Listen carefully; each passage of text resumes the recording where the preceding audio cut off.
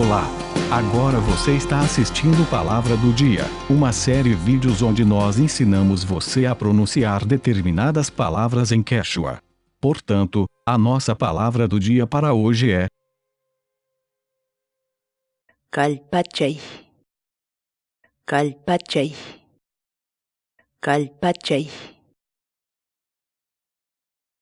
Em português, a palavra Quechua Kalpachay, significa fortalecer.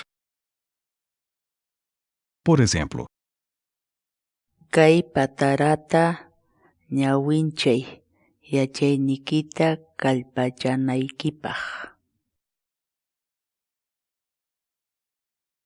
Tente e baixe nossos programas de verificação ortográfica em Quechua, usando nossas aplicações web ou desktop. Vá ao nosso site sc.inantim.com.